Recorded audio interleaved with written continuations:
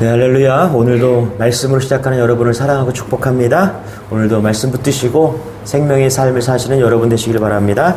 오늘 말씀은 마태복음 21장 23절에서 32절입니다. 마태복음 21장 23절에서 32절 우리 제가 한 절 여러분이 한 절 교독하도록 하겠습니다. 예수께서 성전에 들어가 가르치실 때 대제사장들과 백성의 장로들이 나와 이르되 내가 무슨 권위로 이런 일을 하느냐 또 누가 이 권위를 주었느냐. 예수께서 대답하시되 나도 한 말을 너희에게 물으리니 너희가 대답하면 나도 무슨 권위로 이런 일을 하는지 이르리라. 요한의 세례가 어디로부터 왔느냐 하늘로부터냐 사람으로부터냐. 그들이 서로 의논하여 이르되 만일 하늘로부터라 하면 어찌하여 그를 믿지 아니하였느냐 할 것이요 만일 사람으로부터라 하면 모든 사람이 요한을 선지자로 여기니 백성이 무섭다 하여 예수께 대답하여 이르되 우리가 알지 못하노라 하니 예수께서 이르시되 나도 무슨 권위로 이런 일을 하는지 너희에게 이르지 아니하리라. 그러나 너희 생각에는 어떠하냐. 어떤 사람에게 두 아들이 있는데 맏아들에게 가서 이르되 예 오늘 포도원에 가서 일하라 하니 대답하여 이르되 아버지 가겠나이다 하더니 가지 아니하고 둘째 아들에게 가서 또 그와 같이 말하니 대답하여 이르되 실소이다 하였다가 그 후에 뉘우치고 갔으니 그들 중에 누가 아버지 뜻대로 하였느냐 이르되 둘째 아들이니이다. 예수께서 그들에게 이르시되 내가 진실로 너희에게 이르노니 세리들과 창녀들이 너희보다 먼저 하나님의 나라에 들어가리라. 같이 읽겠습니다.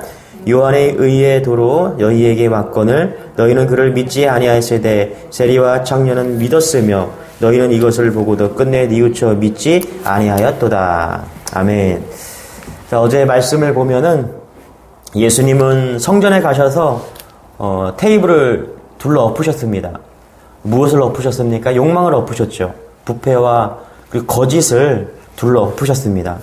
그리고 다음날 성전에 들어가셨으니 그때 그 대책을 심사숙고했던 어제의 모습들을 보고 한마디로 이제 열받았겠죠. 누가요? 이스라엘의 대제사장들과 그다음에 백성들의 장로들, 즉 종교 지도자들이 사례해드린 공회의 구성원들이 무슨 권한으로 이런 일을 했는지 예수님께 질문을 하는 것입니다. 이런 일이란 어떤 일입니까? 중풍병자를 고치시는 그런 권위를 말합니다. 혹은 바람을 다스리는 그런 권위를 말합니다. 병자들을 고치신 그 사건 속에서의 그 권위를 말하는 것이죠. 그리고 성전에서 가르치는 그런 권위를 말합니다. 도대체 무슨 권위로, 무슨 권한으로 예수에게 그렇게 하고 있느냐라고 묻는 것입니다. 어제 말씀에서 장사하는 사람들을 다 쫓아냈죠. 도대체 무슨 권위로 예루살렘에서 그런 권위를 행사하고 있느냐. 누가 당신에게 그 권위를 주었느냐 이렇게 묻고 있는 것이죠. 자, 그게 23절입니다. 우리 다시 한번 같이 한번 읽어볼게요. 시작. 예수께서 성전에 들어가 가르치실세 대제사장들과 백성들의 장로들이 나와 이르되 내가 무슨 권위로 이런 일을 하느냐 또 누가 이 권위를 주었느냐. 여러분 이 대제사장들과 백성의 장로들은 누가 권위를 주었을까요? 대제사장들과 이 백성들의 종교 지도자들의 권위는요 제사장 사독의 후손이라는 그런 생각에서 나왔습니다. 그래서 사두개인이라고 이야기를 하는데 이 사두개인들은 대제사장을 중심으로 해서 귀족들의 권위를 철저히 대변하고 있었습니다. 정치 집단인 것이죠. 여기 보면은 원래 대제사장들이라고 하는데 대제사장이라고 하지 않습니다. 한 명이어야 되는데 이제 결탁해서 대제사장을 여러 명 만든 것이죠. 부패한 것을 말하고 있습니다. 그래서 자신들이 사두개인이나 후손이다라고 이야기를 하면서 자신들이 성전의 권리를 가지고 있다라고 주장하는 겁니다. 그러나 그들이 사두개인의 후손이라는 것은 근거가 없는 것이죠. 또한 이들은 이 종교 지도자들은 로마 정권과 야합합니다.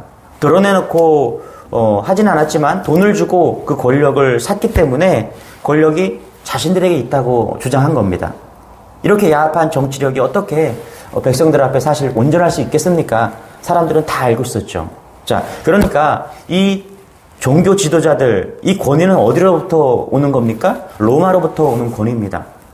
다시 말하면 이들이 말하는 권위란 세상으로부터 오는 권위를 말하고 있는 거예요. 그래서 돈으로부터 오는 권위, 돈을 주고 샀으니까 인맥으로부터 오는 권위를 말하는 것이죠.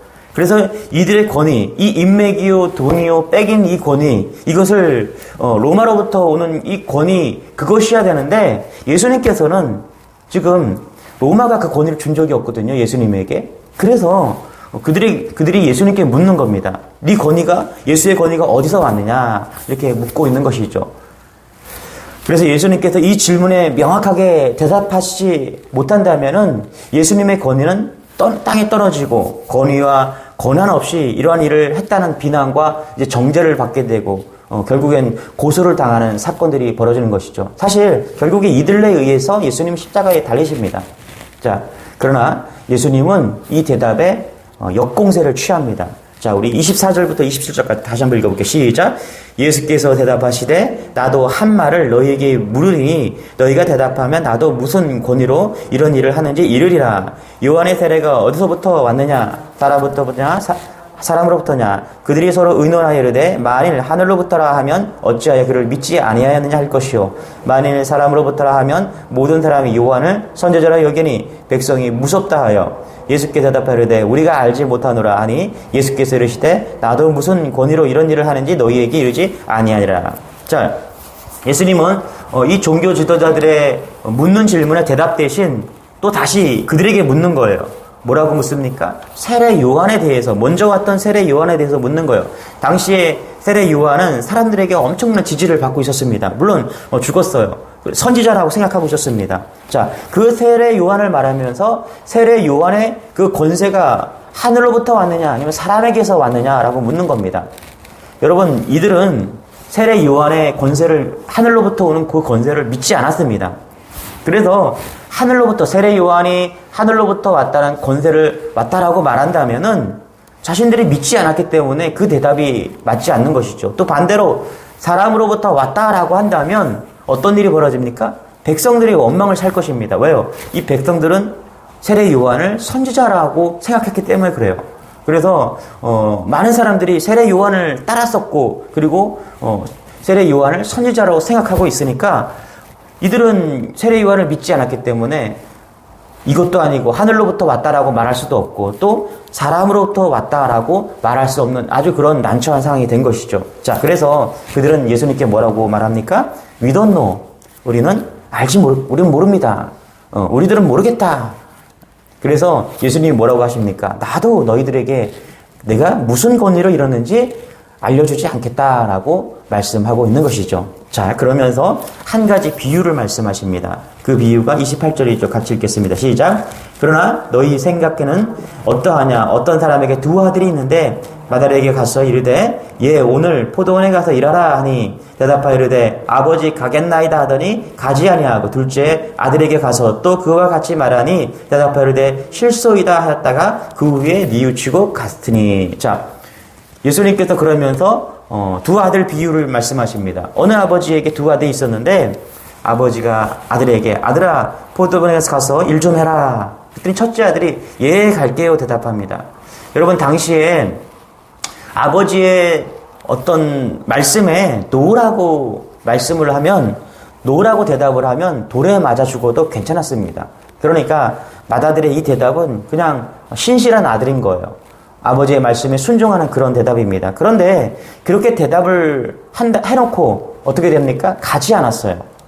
자, 둘째 아들에게 묻습니다. 아들아, 포도원에 가서 일 좀 해라. 둘째는 뭐라고 얘기합니까? 안 가요. 나 바빠요. 저 가기 싫어요. 이렇게 얘기합니다. 처음에는 거절했어요. 그런데 생각해 보니까 가는 게 맞거든요.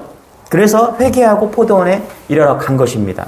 예수님이 묻습니다. 그들에게 누가 효자냐? 이 종교 지도자들에게 묻는 거예요. 누가 효자냐? 그랬더니 종교 지도자들이 대답합니다. 둘째 아들이 아버지의 뜻대로 행한 자라고 이야기를 합니다. 그런데 예수님은 아버지의 뜻을 행한 사람이 누구냐는 예수님 그 질문에 대제사장들과 이 종교 지도자들, 둘째 아들이라고 답한 그들에게 예수님이 이렇게 말씀합니다. 31절 32절 시작.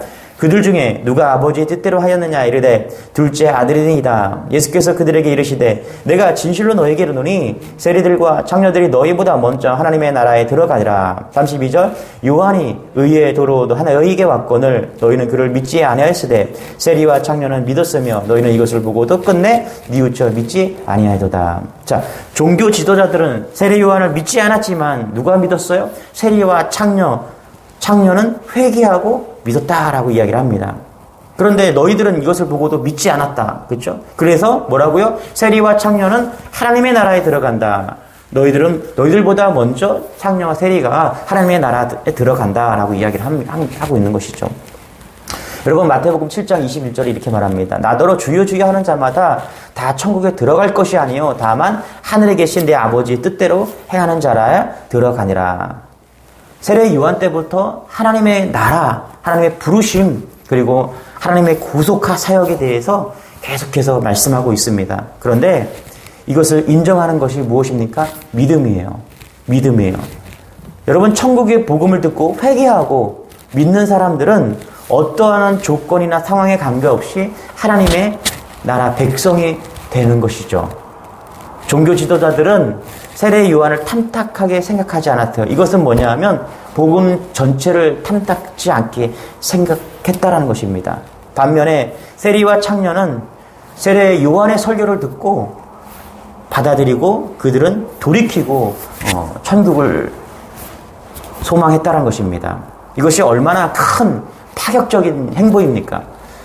이것이 얼마나 충격이었을까요? 그들에게. 누구에게요? 이 종교 지도자들에게요. 평생 그렇게 살았는데 그들보다 창녀와 세리가 먼저 천국에 들어간다라고 말을 한다면 이것이 얼마나 파격적일까요? 여러분 오늘 말씀이 주는 메시지는 분명해요. 천국은 누가 들어가느냐 하는 거예요. 누가 천국 백성이 되느냐, 누가 천국을 소유하면서 살고 있느냐라고 지금 묻는 겁니다. 여러분 천국은 누가 소유합니까? 돈 많은 자가요? 종교 지도자가요?